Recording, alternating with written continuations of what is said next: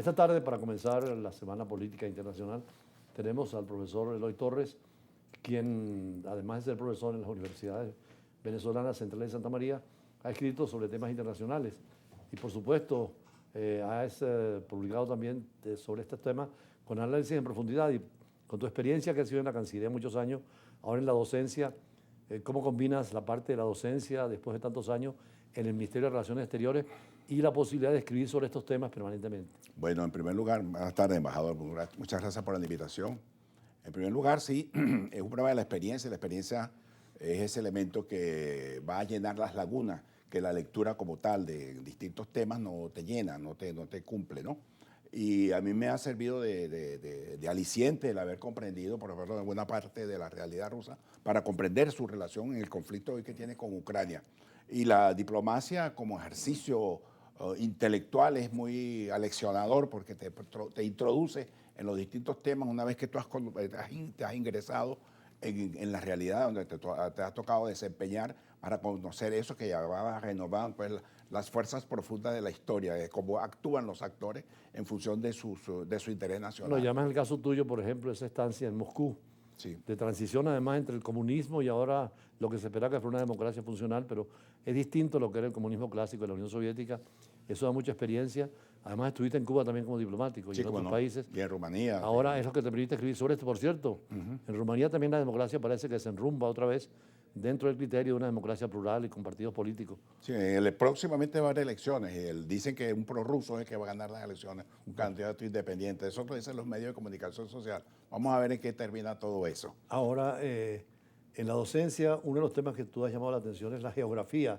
Sí. Y la importancia que tiene que ver, porque se olvida en la geopolítica y en la diplomacia también. Sí, yo recomiendo, incluso tengo en mis manos en este momento un libro de un politólogo norteamericano, Robert Kaplan, La venganza de la geografía, la cual ella te inserta pues, en la dinámica de comprender la importancia de cómo la geografía, de cómo los mapas condicionan las políticas internacionales de los distintos actores. Y el caso de Rusia y Ucrania, de alguna manera, aquí sirve para explicar mucho de lo que está ocurriendo y el por qué está ocurriendo ese conflicto, así como el caso de China con Taiwán, así como el caso del mundo de Israel-Palestina, y en fin de cuentas hay una serie de hechos nosotros allí, mismos, Irak, la situación de Esequibo. Nosotros justamente con el tema del Esequibo, que por cierto no es un tema que nosotros lo hemos debido abordar en otras perspectivas, tal como lo está abordando Rusia, por ejemplo, con Ucrania, tal como lo está abordando China con Taiwán, nosotros tenemos que abordarlo. Y pura historia también, porque la geografía ahí se da la mano con la historia, ¿no? Así es, así es. Si quien no conoce la historia, como sabe, como se dice,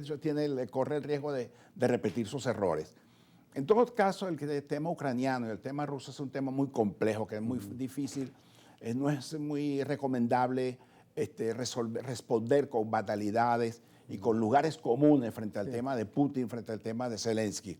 Eso de decir pues, que Putin es un psicópata, que es un loco, que es un sanguinario, que no sé qué, que lo otro, o que Zelensky es un artista de cine o de actor de teatro, qué sé yo, o un comediante. No, porque es que la política tiene una dimensión en la que obviamente si tú encuentras las actuaciones de ellos, te das cuenta que no son ningunos idiotas, ningunos actores, ni ningunos payasos, por el contrario, son individuos que hacen política. Yo decía el otro día en una clase en la Universidad Nueva Esparta, en un doctorado, sobre contencioso administrativo, que era una materia muy nacional, pero que debe tener la perspectiva internacional, porque el contencioso administrativo nuestro es el estilo francés, pero en el Medio Oriente hay que conocer un poco lo que es la sharia, la religión. Y en el caso de Rusia, todos los antecedentes y la historia. Por supuesto, del zarismo, por eso de cómo es tan se complicado ser fanático en una posición o en otra. Así es, de conocer cómo se construyó ese imperio, bajo las formas del mongolismo, de Mongolia, cómo ejerció una presencia, de cómo Rusia se ha ido separando de esa visión asiática, pero que por las contingencias de hoy en día, debido a los cercos que se le está planteando a Rusia por parte de la OTAN y por parte de los Estados Unidos, de una manera un tanto incomprensible.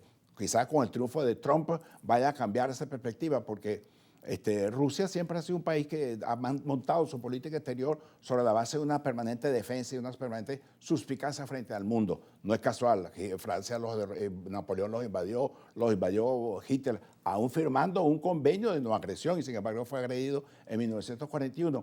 Y claro, Rusia reacciona como reacciona todo país que ha estado acostumbrado a estar en guerra permanentemente, justamente en esos términos de suspicacia, por cuanto si firmaron con Hitler un convenio y sin embargo fueron invadidos, en este caso la OTAN les prometió a los rusos, a Gorbachev, que no iban a adelantar las tropas de la OTAN contra Rusia, y sin embargo de la noche a la mañana se encontraron rodeados de un poco de países miembros de la OTAN, y Ucrania era digamos, la guinda del pastel junto con el tema de Ucrania, que colmó el vaso, pues, y por eso esa reacción, que es injustificable, es brutal, es todo lo que era, pero hay que entender que en las relaciones internacionales los actores deciden actuar en función de sus intereses. Que tú estuviste en Moscú, yo también estuve en Moscú como diplomático algún tiempo, leyendo a Miranda, uno ve cómo habla Miranda de esa época, cuando fue en 1763, y estuvo muy cerca de Catalina la Grande, la emperatriz, que inclusive hizo el viaje de ahí de Ucrania en esa época, de Jersón hasta Moscú. Fue muy bien atendido.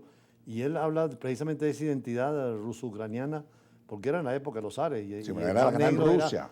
La Gran Rusia, el Mar Negro era el centro de todo. Y Kiev era el centro. Bueno, en Kiev donde nace Rusia, en primer lugar. Segundo, el entender que lo que significa Ucrania, que en ruso es el confín, la frontera, así como Bielorrusia es la Rusia blanca, porque eso era todo un conglomerado, eso era toda una sola unidad espiritual. La Gran Rusia, que era la que dominó al final de cuentas a Ucrania y a Bielorrusia y al resto de estos países pequeños que han sido la periferia, primero del Imperio zarista, luego de la Unión Soviética, y hoy en día Putin pretende recobrar por lo menos una presencia política significativa en esos elementos, en esos espacios, a partir de una concepción que fue desechada después de la Guerra Fría, que se llama las esferas de influencia. Yo creo que estamos retomando y quizá para evitar caer en ese lugar común, dice que bueno, venimos una guerra nuclear, yo no creo. Personalmente yo creo que ahí la racionalidad se va a imponer sobre la irracionalidad. Putin es agresivo, todo, pero loco no es. Y los Estados Unidos tampoco están jugando a eso. Kissinger se lo dijo, nosotros tenemos que entendernos, compartir el poder con los otros actores, en este caso con Rusia y con China, porque ahora la realidad ha cambiado. Precisamente cuando hablas de China y esfera de poder, quisiera también hablar de la geografía, cómo ha influido, sobre todo en China, porque es la potencia ahorita emergente. Pero después de los compromisos comerciales, seguimos con el profesor Eloy Torres en la lista internacional.